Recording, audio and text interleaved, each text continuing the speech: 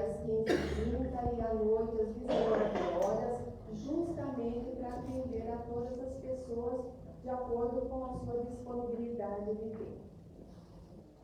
É maravilhoso o projeto, eu posso afirmar isso. Não é porque eu estou no projeto. Eu estou falando porque eu experienciei tudo. Eu acredito que aqui muitos já passaram por isso. Se não passaram, vão passar. E o projeto, quando eu fiz o curso de treinamento em 2019, esse ano já estou no 3º treinamento e continuo esse trabalho com eles. Estou me espelhando na Rosana de Rosa, é uma brasileira que reside na Flórida há 25 anos.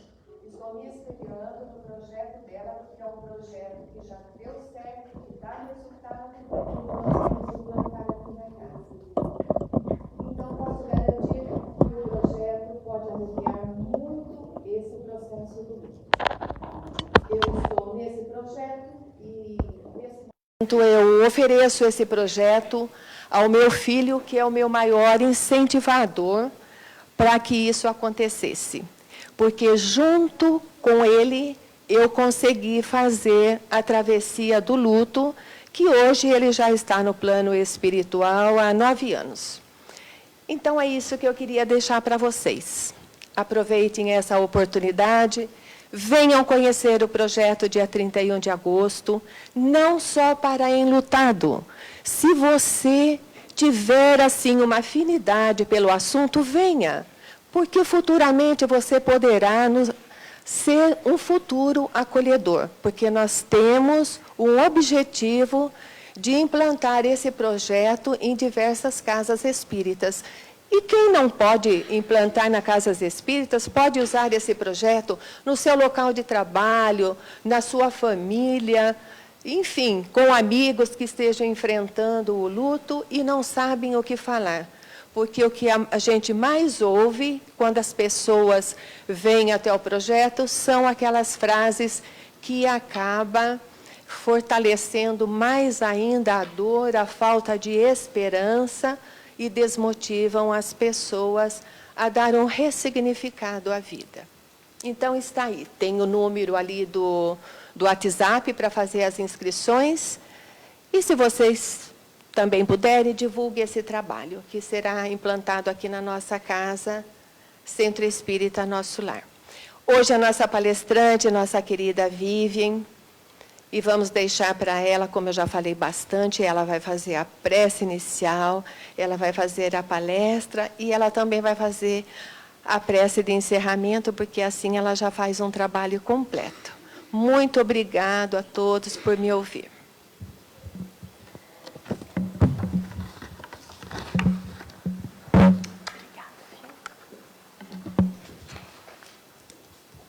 Uma boa noite a todos. Que a paz do Mestre Jesus possa invadir o nosso coração essa noite, e todas as outras, né? Mas que ela possa invadir o nosso coração essa noite, para que a gente possa levar para casa uma sementinha das reflexões que nos forem intuídas, e nos foram intuídas antes de estarmos aqui essa noite. Sempre para que a gente cresça espiritualmente. Vou pegar um gancho no que a nossa irmã Márcia falou. Às vezes, antes de começar a prece, a gente fala assim, mas espírita não tem problema com luto. Temos. Nós entendemos a imortalidade da alma, mas todos nós, enquanto seres humanos que aqui estamos para aprimorar a nossa evolução, para aprimorar as nossas imperfeições, nós temos dificuldade de lidar com o luto. Nós temos aí entendimento, sabemos das psicografias, que a mensagem é de lá para cá, né? O telefonema é de lá para cá, nunca é daqui para lá. Nós, médios, estamos dispostos a receber a comunicação, mas que todos possamos levar esse projeto para outros lugares, mesmo aqueles que não estão enlutados, e que possam levar uma palavra de consolo e de conforto para aquele que sofre, naquele momento, a perda de um ente querido. Então, que bom que nós temos aqui um início, né? E convido a todos a elevar o nosso pensamento ao Mestre Jesus para fazer a nossa prece, que possamos fechar os nossos olhos para que possamos nos concentrar melhor. Que pensemos no Mestre amado Jesus, não aquele Mestre que está na cruz, em sofrimento, que muitas vezes, por conta de nossa pequenez, não entendemos a glória e o ensinamento que está ali naquele momento da crucificação. Mas pensemos no Mestre Jesus, de braços abertos. De braços abertos não na cruz, mas de braços abertos sempre a nos acolher. Vivemos aflições neste plano. E Jesus nos ensinou: no mundo tereis aflições, mas vinde a mim, que eu vos ensinarei, vos carregarei, auxiliarei no carregamento do seu fardo. Eu sou o caminho, a verdade e a vida. Que possamos sempre lembrar nesse Mestre de braços abertos, quando estivermos em aflições, e correr para os seus braços. Mestre Jesus, agradecemos mais uma vez a oportunidade de estarmos aqui reunidos em teu nome, para que possamos aprender juntos os seus ensinamentos. E que você possa nascer na nossa mesa a cada dia que realizemos o Evangelho no lar. Que assim seja. Bom, o tema dessa noite foi: Pedro, acendamos aqui uma claridade nova. Nos inspirou esse livro, Jesus no Lar.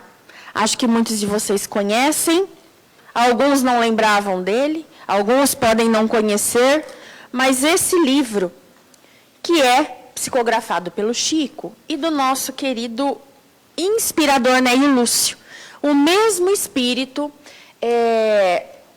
do livro 50 anos depois, Neio Lúcius, que é avô da Célia Lúcius. E depois ele vem para Pedro Leopoldo, ajuda o Chico Xavier na escritura dos outros livros, dos romances históricos sobre o Evangelho, né? Mas ele, como ele era um dos que acompanhava Jesus, ele tem acesso aos primeiros cultos cristãos no lar, ou seja, o Evangelho no lar.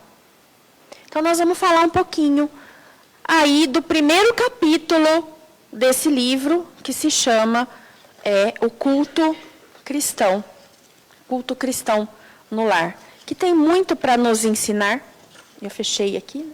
O culto cristão no lar, muito, muito para nos ensinar, e a importância do Evangelho no lar nesse momento. Em todos, né? Mas esse momento em que a gente ainda passa pela pandemia, não tão intensamente como no início, mas nesses momentos em que vivemos dificuldades financeiras, o nosso país passa por problemas de inflação e tudo mais. E o culto cristão no lar, ele acende uma luz em cada casa. E essas luzes, elas se conectam. Uma centelha na escuridão, ela é muito grande, embora não pareça. Ela é bem maior que a escuridão. Então, cada centelha junta forma uma luz maior. Então, que nós possamos acender essa candeia em nossos lares. Para que a gente possa nos fortalecer e fortalecer. Porque a luz, ela irradia. Não só onde está, mas ela clareia a nossa vizinhança. Bom, acho que alguns aqui já ouviram falar em Aloísio Elias. Aloísio Elias é um irmão nosso, mineiro, estudioso do Evangelho, e ele é conhecido por Miudinho, porque ele foi um dos primeiros que estuda o Evangelho por versículo. Hoje nós temos um movimento no Brasil, que se chama NEP Brasil, que é estudo do Evangelho. A gente estuda, é um movimento espírita, que estuda os versículos do Evangelho. Porque o Emmanuel, no seu primeiro livro, Caminho, Verdade e Vida, da coleção Fonte Viva, na introdução, interpretação dos textos sagrados, ele fala que o Evangelho é um colar de pérolas. Conhecido pelos judeus por rarizar, e cada colar de pérolas forma um grande colar. Então, que nós possamos comentando hoje sobre o Evangelho, sair daqui com mais uma areinha para integrar uma pérola, para a gente fazer o nosso colar. O nosso colar que nos liga a Deus. O colar que no Cântico dos Cânticos, no Antigo Testamento, ele representa o casamento com Deus. É o colar que adorna o pescoço da noiva. Porque o casamento, ele é símbolo da nossa fidelidade com Deus inicialmente. Por isso, Jesus sempre traz parábolas colocando o casamento. Não só como a sua sacralidade dentro das famílias, né, que ele coroa as famílias, mas esse casamento com Deus, com a lei, com a palavra. Então, a Aloísio faz esse estudo e um dia conversávamos e ele conta para a gente que ele começou a prestar atenção nesse livro, Jesus no Lar, quando ele foi para Israel, mais precisamente conhecer Cafarnaum. E lá, nas ruínas de Cafarnaum, existia uma ruína que diziam ser a casa de Pedro. E ele conta, né, que independente dessa discussão, se era a casa de Pedro ou não, o que importava era que era uma casa padrão de todos os pescadores de Cafarnaum. Porque foi ali que nasceu o Evangelho no Lar. E aí ele vem trazer toda uma história para a gente entender a importância da convivência com os outros. Porque hoje nós vivemos numa situação um pouco mais individualista. Porque hoje nós temos sala, cozinha, banheiro, 1 ou 2 quartos ou mais quartos em nossas casas. Mas ali naquela época era um cômodo. Era uma casa muito pequenininha e que o pessoal se esbarrava o tempo inteiro. E vejam só, tem um ensinamento de Jesus que ele fala assim, não coloque a candeia embaixo do alqueire. O alqueire era um balde, como se fosse um balde de medida na época. Então ele fala, não esconde a luz. Porque a candeia, para iluminar aquele espaço, era colocada em cima. E uma pequena chama iluminava toda a casa. E eram casas pequenas. Então, olha a importância da luz.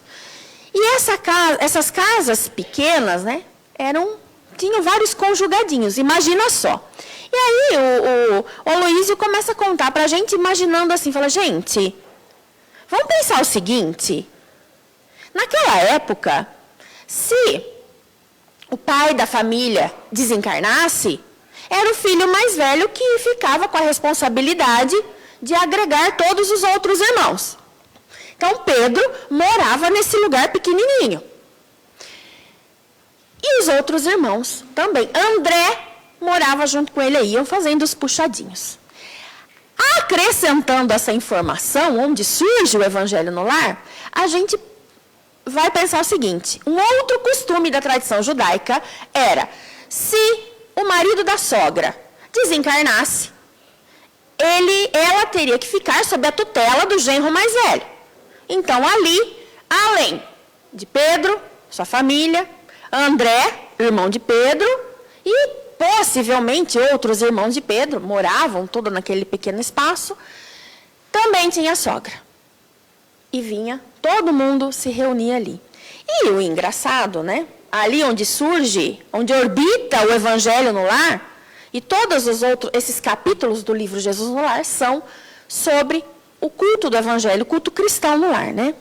Então, tudo indica também que Jesus era um agregado dessa família. Comia ali todos os dias. E veja bem, né? Pedro e André trazem Jesus para a casa deles, mas Jesus tinha, além de Pedro e André, mais 10 amigos.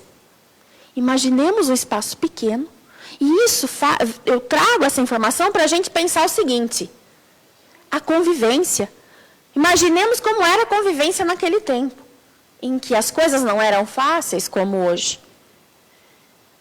A comida, a alimentação era muito importante para eles. Quando eles se reuniam para fazer o Evangelho, eles tomavam um chá de romã, como era de costume, e um pão sírio. Então, por isso que o alimento está sempre presente na fala de Jesus, a ceia que a gente sabe que ele faz questão de realizar no dia antes da sua prisão. Então, olha só, que nós possamos pensar esse espaço, essa convivência e iniciar a nossa reflexão pensando como nasce o culto cristão do Evangelho no Lar, né? Toda noite eles faziam o culto. Toda noite. Nós, espíritas, recomendamos fazer uma vez por semana, né? Mas lá, toda noite, eles faziam o culto. Isso a gente recomenda para que se tenha um hábito, mas nada impede que a gente possa fazer todo dia ou várias vezes no dia, né? Existia evangelho naquela época? Obviamente que não. O evangelho que a gente conhece hoje, não. O que eles liam eram as escrituras do Antigo Testamento. Jesus abria um pergaminho e, analogamente a isso, no livro Obreiros de Vida Eterna, psicografado pelo Chico, do André Luiz, ele conta que numa reunião que eles precisaram fazer, porque tinha uma equipe que ia trabalhar no umbral, e eles chamam Asclépio. E Asclépio faz a mesma coisa quando chega e é perguntado de algumas coisas, ele abre um pergaminho e começa a ler o Evangelho. Então, o pergaminho é um artefato muito simbólico para a gente. Até hoje a gente vê o desenho de pergaminho, a gente se identifica, acha bonito, né, os pergaminhos. Então, Jesus abriu o pergaminho e a gente fala, né, possivelmente era uma releitura do Velho Testamento em aramaico, porque na época eles falavam aramaico.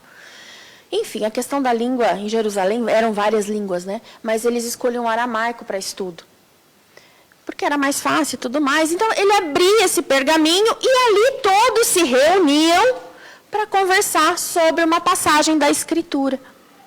E Jesus terminava ou com uma parábola ou com uma pergunta. Então, que nós possamos, no final do nosso Evangelho no Lar, terminar com alguma reflexão, com uma pergunta, lembrando que o primeiro livro dos Espíritos é um livro de pergunta e resposta, é o primeiro livro que Kardec traz para a gente. Jesus utilizava um método que Sócrates denominava de maiêutica, que é pergunta e resposta. Jesus não respondia exatamente o que a gente queria ouvir, mas ele fazia uma outra pergunta. Por quê? Porque a pergunta gesta o conhecimento. Então, quando ficarmos com perguntas na cabeça, que nós possamos entender que é importante. Porque se eu não ficar com pergunta, eu não vou buscar uma resposta.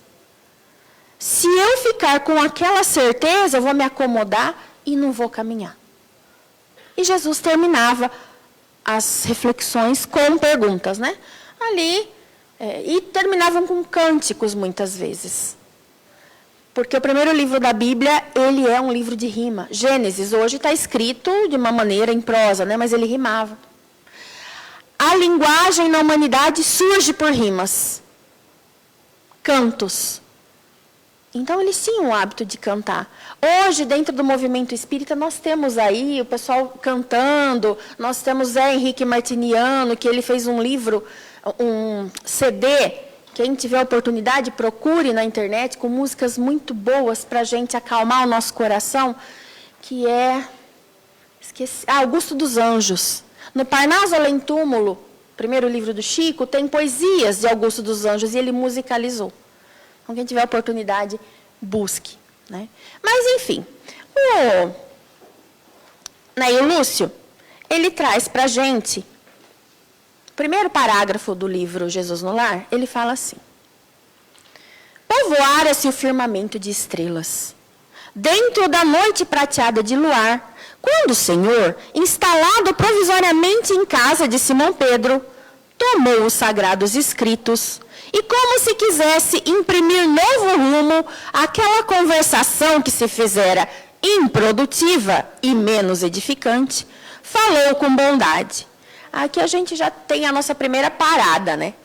Jesus, para ensinar para a gente que muitas vezes as nossas conversas elas não são tão edificantes, né? E produtivas, porque ele fala conversa improdutiva e menos edificante, ele sugere que abra-se as escrituras e faça uma reflexão. Então, a sugestão aqui não é só para eles, mas é para nós. Quando nós estivermos com a mente inquieta, que nós possamos, enquanto espíritas, abrir o Evangelho, segundo o Espiritismo, e ler um parágrafo. Um parágrafo. Às vezes, se for grande, lê uma frase. Para que a gente desconecte o nosso pensamento daquilo que nos faz cair a vibração. Aqui está o primeiro ensinamento que Neio traz para a gente, que Jesus nos alerta. Imprimir novo rumo à conversação que se fizer improdutiva e menos edificante. Que a gente possa refletir sobre isso. Mas, um pouquinho mais adiante nesse capítulo, Pedro perguntava para ele algumas coisas, né, e a sogra de Pedro também. E Jesus, em uma das suas respostas, ele fala assim: assim também é o lar diante do mundo.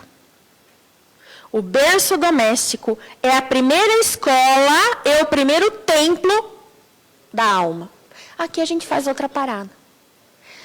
Quando Jesus fala sobre o berço doméstico, que é a primeira escola, o que ele quer dizer?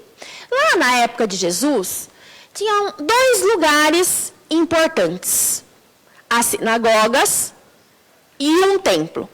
O que acontecia nas sinagogas? Os homens se reuniam para conversar, para jogar gamão, para fazer estudo. Era um espaço de convivência deles. E era muito importante. Eles precisavam se reunir nas sinagogas. Então, Jesus pega esse momento aqui e fala assim, o berço doméstico, ou seja, a família, é a primeira escola. Porque a sinagoga era a escola onde se estudava. Então, Jesus fala assim, olha, a família é a primeira sinagoga. É o lugar antes da sinagoga. Ele coloca a sinagoga em segundo plano. E, na sequência, ele fala assim, o primeiro templo da alma.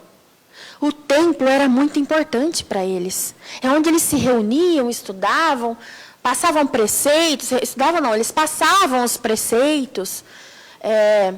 Os doutores da lei, né, tinham um púlpito que eles subiam. E essa subida nós vamos falar daqui a pouco. Né, tinha uma escadinha que eles subiam. Essa questão de subida é muito importante para eles. É um simbólico muito importante. Então, esse templo que só tinha um em Jerusalém, Jesus também coloca em segundo plano.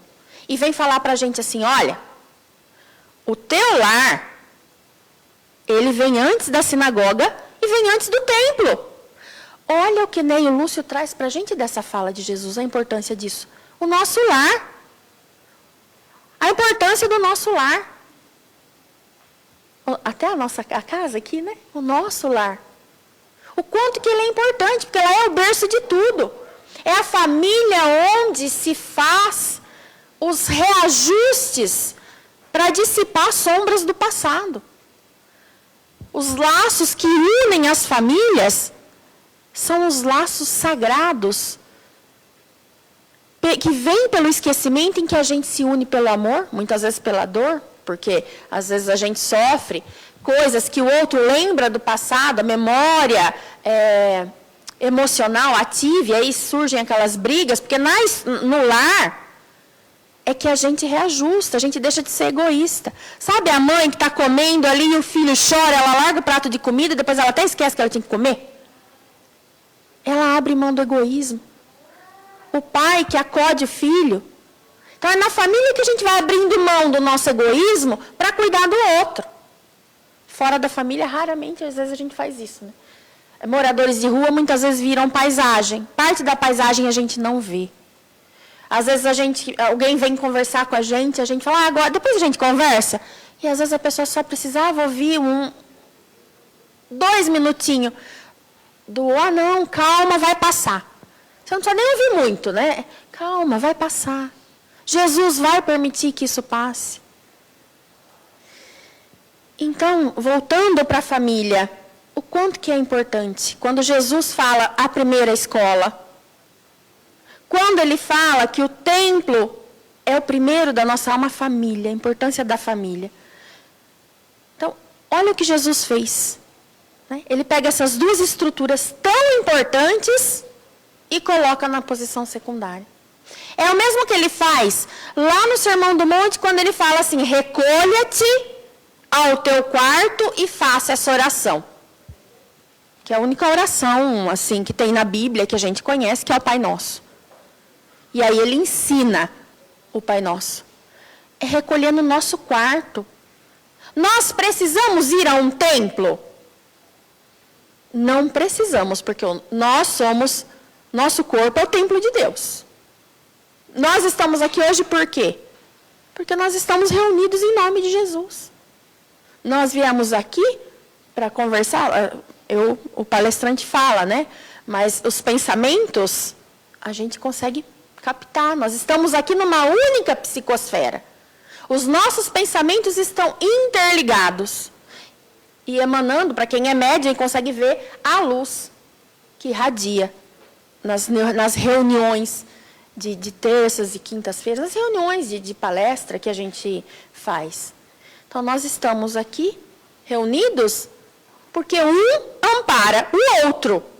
Nós estamos nos amparando. Porque se nós estivéssemos em casa de verdade, quem de nós aqui, inclusive aqui vos fala, ia estar estudando o Evangelho. Nós ainda precisamos um do outro. Mas mais adiante, as casas serão centros espíritas. As casas serão lugares de estudo. Todas as casas numa humanidade mais evoluída. Porque é o hábito. E o hábito não conquista do dia para a noite. Quem aqui nunca mudou um móvel de lugar na casa? Vamos pegar a geladeira, mudei a geladeira de lugar. Aí você pega, alguma coisa vai pôr na geladeira, a geladeira estava aqui, você mudou para cá, né? Você pega e vai, mudei. Ou de casa. Quem já mudou de casa, as pessoas às vezes pegavam o caminho da casa antiga. Então, é hábito. Emmanuel fala no livro Pensamento e Vida, um capítulo só do hábito. E a gente fala, nossa, é difícil adquirir hábito. Então, nós vamos demorar um bom tempo ainda. Passaram-se 2022 anos, a gente ainda malha Judas no sábado de Aleluia. E não consegue entender a importância de Judas na história de Jesus. E o que Judas quis fazer, que não foi maldade. Mas isso é uma outra conversa para um outro momento, senão a gente não conclui a conversa de hoje. Bom, vou passar para um outro pedaço aqui que ele fala assim. A paz do mundo começa sob as telhas a que nos acolhemos. Se não aprendemos a viver em paz entre quatro paredes, como aguardar a harmonia das nações? Olha a importância do lar. E às vezes a gente não dá importância. Às vezes, assim, tem uma amiga lá, sou da Casa do Caminho, né? E ela fala assim, Vivian, se eu não acudir a minha família, porque ela chegou a não ir, teve vezes que precisava ir, a gente troca palestra, organização das palestras. Ela falou assim, se eu não puder acudir o problema na minha casa, eu vou fazer o que na casa espírita? Minha casa pegando fogo e eu aqui, né? Jurando que eu sou linda e fazendo caridade para quem vem aqui. Não, eu tenho que atender minha casa primeiro. A importância do lar. E muitas vezes a gente não entende que é ali que começa tudo. Às vezes eu acudo um amigo, acudo um vizinho, um colega de trabalho, e a minha casa está pegando fogo. Precisando da minha atenção. Mas eu estou acudindo ali. Não que não precise, mas que a gente possa tentar conciliar as duas coisas. Cuidar do nosso lar, cuidar da nossa família. E depois, em outro parágrafo, para a gente caminhar para o fim da reflexão, Jesus fala assim, Pedro, acendamos aqui, em torno de quantos nos procuram a assistência fraterna, uma claridade nova. Porque ele está propondo, nesse primeiro capítulo, é o primeiro culto cristão no lar. E ele está propondo acender uma claridade nova com esse culto do Evangelho.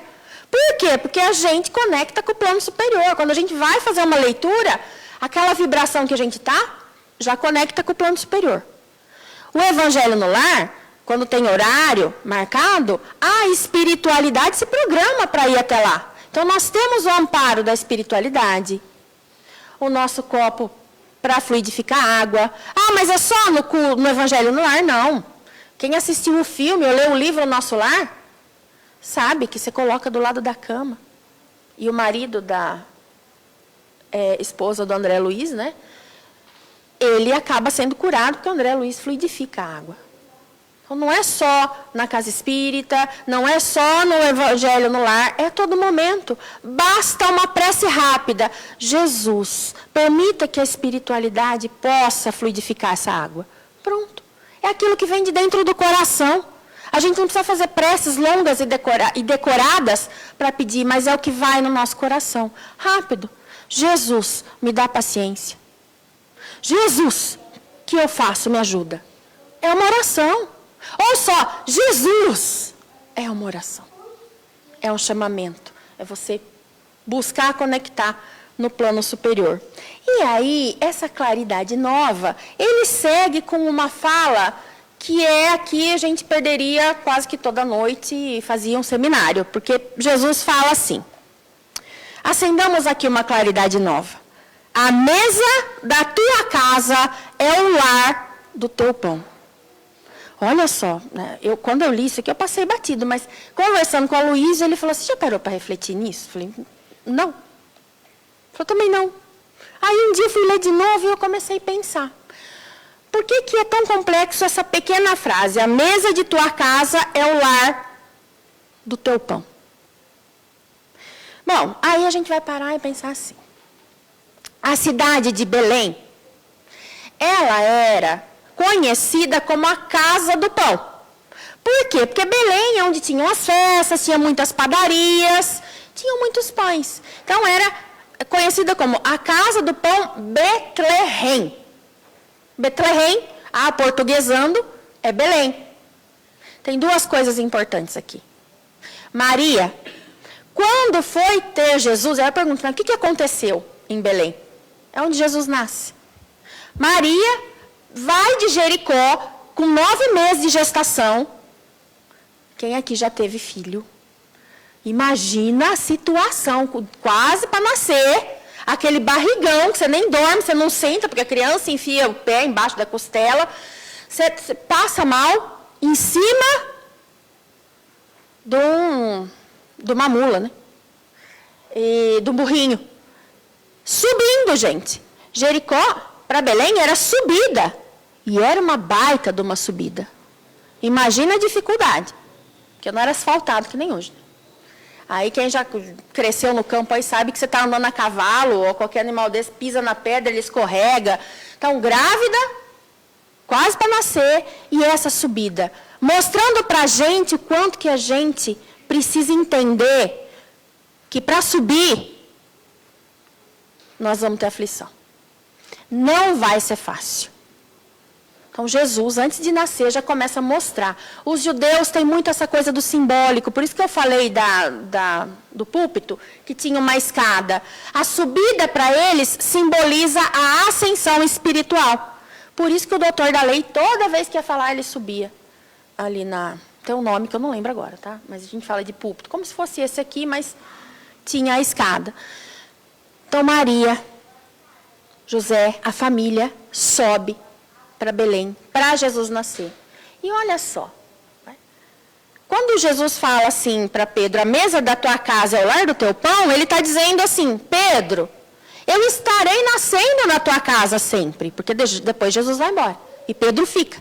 E aí ele cria a casa do caminho, né, onde ele acolhe todos os aflitos.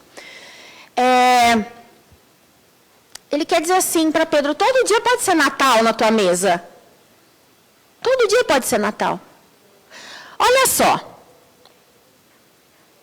A mesa da tua casa é o lar do teu pão. Ou seja, a mesa é onde vai nascer o teu pão. É ali que vai ficar o teu pão. Jesus, Maria sobe e vai para um estábulo. Onde Jesus nasce? Numa manjedoura. Manjedoura vem do latim mangiare. Comer. Jesus é colocado num comedouro. Lembra que Jesus fala, eu sou o pão da vida? A gente já ouviu isso, né? Eu sou o pão da vida. Então, no nascimento, já vem trazer para a gente o símbolo, que ele é o alimento. Porque ele é colocado numa manjedoura. A manjedoura não é um berço. Ele é colocado numa vasilha de alimentação. O que é o alimento? É um alimento espiritual. É a gente buscar o ensinamento, buscar o evangelho do Cristo, estudar. Porque o evangelho no lar nada mais é do que um estudo rápido ali entre a família. Ah, mas não tem ninguém para fazer, porque meu marido não está, meu filho não está. Senta você, ou a minha esposa não está. Senta você e leia. O pensamento, às vezes, a gente recomenda a falar, né? Mas o nosso pensamento, porque às vezes vai desencarnado no nosso evangelho no lar, porque o plano espiritual leva, porque ele precisa ouvir aquele estudo. Então, fala, porque muitos desencarnados não entendem que eles estão desencarnados. Eles precisam desse animismo, da materialização da palavra. Mas eu não quero sozinho, não vou me sentir bem. Pensa, o pensamento, ele se projeta. E eles, os espíritos que estão ali, eles vão conseguir captar, aqueles que precisam, né? Enfim, que a gente possa fazer esse estudo, né? E entender. Fazer nascer, na mesa da nossa casa, com o estudo do Evangelho, o pão da vida, que é Jesus. Então, a mesa da tua casa é o lar do teu pão. É ali que nós vamos fazer Jesus nascer. Ele fala, é como ele estivesse dizendo assim para Pedro: Pedro, transforma a tua mesa em Belém, que eu serei servido na tua mesa como pão da alma. Olha só. E a gente às vezes para ler assim e não se dá conta do que significa, porque a mesa da tua casa é o lar do teu pão. Lar, casa, Belém, pão, Betlehem. Pedro, acendamos aqui uma claridade nova. Pedro, transforma a tua mesa em Belém. E não é para Pedro que ele fala, é para nós. É para nós. Transforma a tua mesa em Belém. Que eu vou ser servido na tua mesa quando você fizer o Evangelho. Eu vou ser o pão da alma. É a mesa que alimenta o corpo físico e é a mesa que alimenta o espírito. Que nós possamos fazer da nossa mesa o Natal de todo dia. Ou de toda semana, quando a gente for fazer o Evangelho no lar. E a importância de tudo isso, desse primeiro capítulo que eu falei, contei como que era a casinha, os puxadinhos, é que o Evangelho nasce no meio da multidão. Ele nasce no domicílio dos pastores, dos pescadores, no meio dos animais, numa manjedoura. Olha a simplicidade, a humildade, ele começa num lugar simples, num lar, num ambiente de simplicidade. Por quê? Porque o Evangelho precisa nascer sem amarras. Ele não precisa estar preso a tempo e a templos. Ele precisa estar escrito no nosso coração a terra prometida, a verdadeira terra prometida. É aqui que ele precisa estar. Por quê?